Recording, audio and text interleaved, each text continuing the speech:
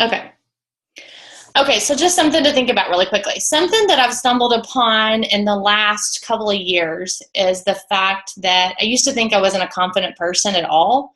Like I've always been outspoken, I've always been kind of loud and silly and like the crack up of the group or whatever you want to call it, but confidence wasn't really there. So a lot of times people think just because somebody is outgoing, they're confident, or an extrovert is always confident, which isn't always true. Just like it's not always true that an introvert isn't confident.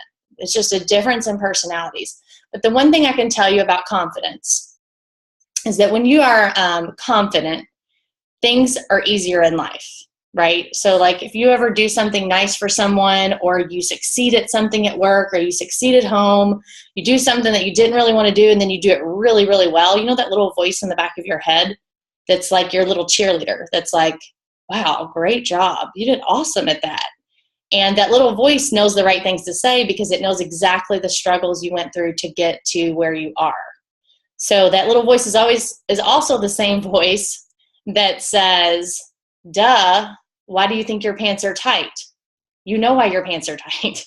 So that little voice is very, very effective in both directions. And it feels really, really good to be confident. But a lot of people think that people are born with confidence, and it's just not true. So a lot of the personal development that I've done in the last couple of years, a lot of the reading and a lot of the just personal experiences has personally taught me that confidence for myself has been a learned skill. And once you learn this skill, it makes your life in every way a whole lot easier. So some of you guys were actually at the conference where we had Mel Robbins with the theory of the 5, 4, 3, 2, 1. Some of you were like, what are you talking about? So I'm going to kind of talk about that for a second before I go over this workshop thing. So basically, a lot of times in life, the reason why we don't succeed is because we're not confident enough to take action. So it can be something really, really simple. Something like going to the gym. You know, you can get in the car. Make sure you mute your screen, please. You can get in the car and you can drive to the gym and you can walk right in and you can do the workout. That's not a problem. The problem is up here in your head that gets you to go there. So that's the problem a lot of times in life. Hey guys, remember to please mute your screen. Someone is not muted. Sorry, y'all. I'm trying to look for whoever it is to mute them and I don't see it. There we go. Okay, so think about when you're making a recipe and you're reading the recipe and you see exactly everything to put in your recipe. You don't stop and think. You don't stop and go, oh, eggs. There's eggs in this recipe. I don't know if I can walk over to that fridge and get those eggs. So I don't know if I'm gonna be able to do this. And you don't just sit there and think about the eggs for 30 minutes and then maybe never make the recipe. You literally completely bypass the cycle of thinking and you just go into action mode. And then when you're done with that recipe, you know, depending on what it is you made, you're probably confident in what you just did and what you put together and how it turned out or whatever. Or maybe you hate it, I don't know. But you're confident that you took action and you completed the task at hand. So the biggest issue with anything with Miriam or any type of goal or something that we're not super confident in, or if you're not super confident in yourself, is sort of that part of the timeline. You know, there comes like the beginning where you have the action plan where I'm going to do this, I'm going to do this, I'm going to do this, but then your head gets in the way and stops you. And then you start thinking and then you paralyze yourself. So a lot of times when you paralyze yourself, you can't come up with a good action step. So like if I was to say, okay, everybody just really work your business tomorrow and you know what to do in the business. Yeah, a lot of you guys do know what to do in the business, but you get paralyzed a lot of times. We all do. It's human. So we can figure out the easiest path for everyone to keep them from getting tripped up, to keep them from getting paralyzed, to keep them from getting paused in that process. And to really stay away from unserving thoughts that aren't going to do anything for your business or anything for your life in general. So a lot of us on here might think we're confident, and generally, generally speaking, you might think you're confident, or you might think you're not, but you're actually the opposite. But we can all be more confident in life in general. So here's what's going to happen. We're going to learn how to be confident, and we're going to also grow our business at the same time and make some money. So how great is that? Because if you're more confident in you're more very powerful, which can be a very, very good ripple effect for many reasons. So, it can help you in many relationships at work, your kids, your spouse, whatever. So what a great thing. We can learn how to be confident, learn that skill set, and have the awesome side effect of growing our business. So one of the things when you get into the action plan of growing your business is coming up with what you want to do. And that's usually how we get paralyzed. Or we figure out, well, I know I have to make like 10 to 12 exposures this week.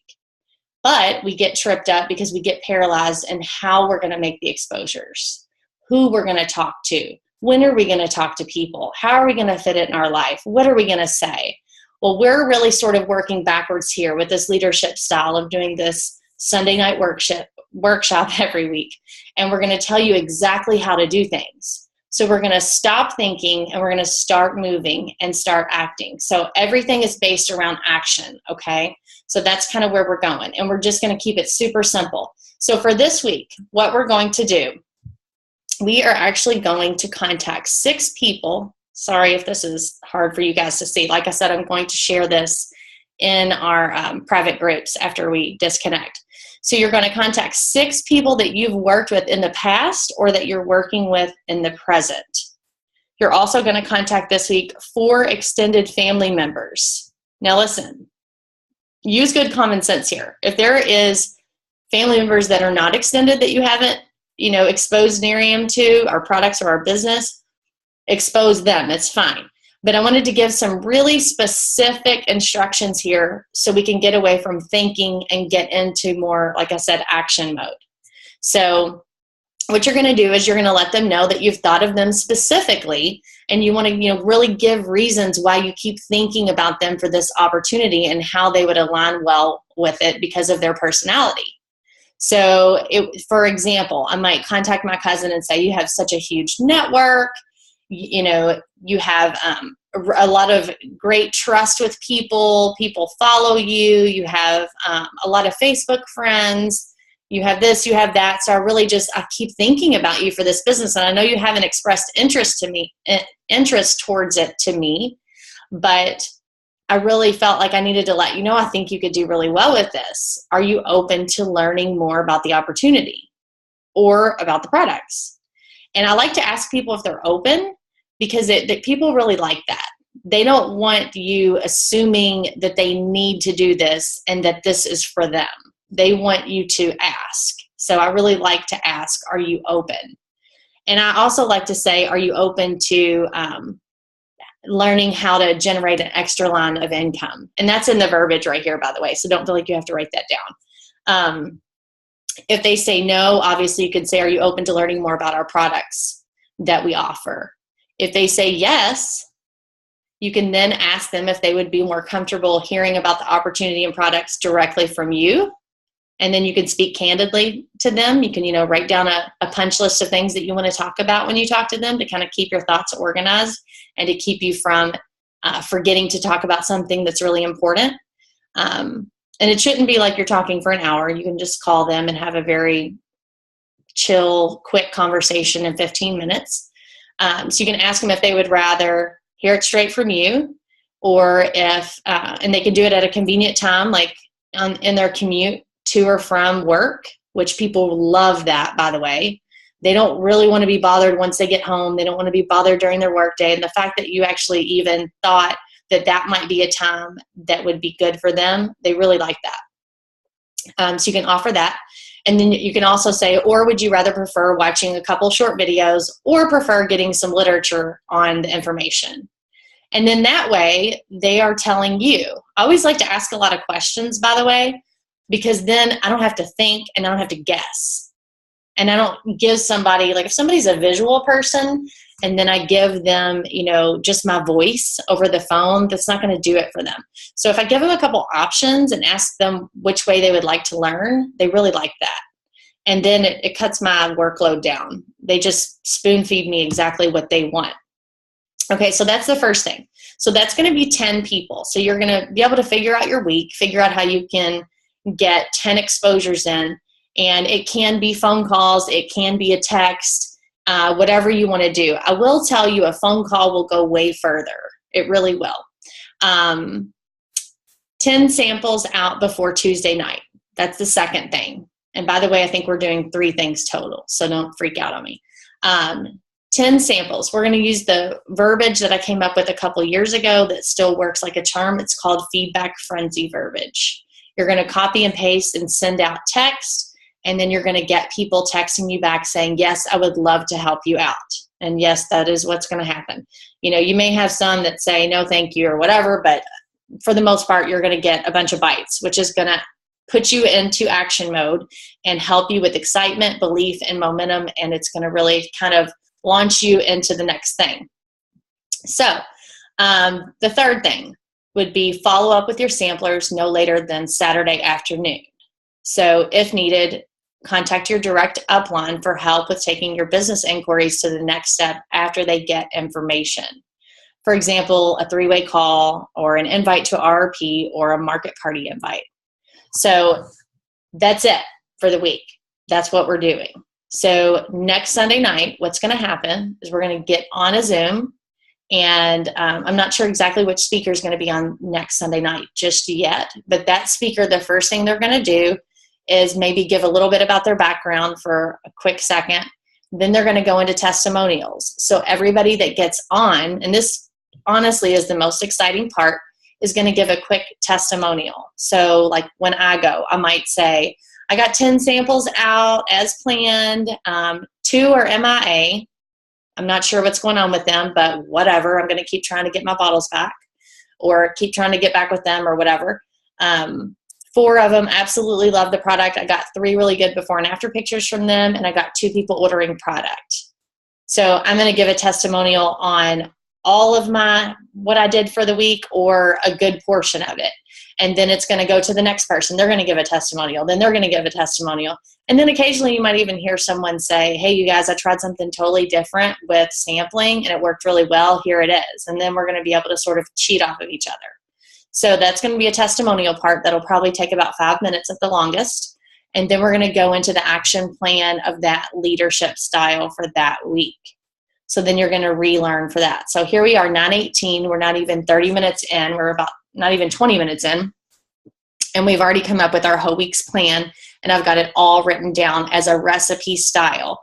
So you're going to read it and just go into action mode and try to stay away from any unserving thoughts that pop up that are not growing your business and not making you better in general, if that makes sense at all. So does anybody have any questions? And you have to unmute yourself if you have a question. No. Well, that's really good. If you don't know about the feedback frenzy, you're going to see it in this little workshop PDF. So it'll explain exactly what, let me see if I can unshare my screen so I can see your all's cute little faces. Stop share. Sorry, y'all see me thinking out loud. Anyways, I really like this style, you guys, because I think it's going to be super easy. It's going to make sense. You're going to have less than a handful of things to do for the week. You're going to get in there, get them done, and you're going to feel really, really good about it. And like I said before, when you feel good about something, it really sort of motivates you and gets you to the next level and helps you to even do more of what you originally set out to do. So that's it. I'm going to post all of this in the private groups. And we will meet up again next Sunday night. Thank you all for getting on. Thank you. Thank you. You're welcome. Thanks, Yeah, see you guys later. Thanks. Thanks. You're welcome.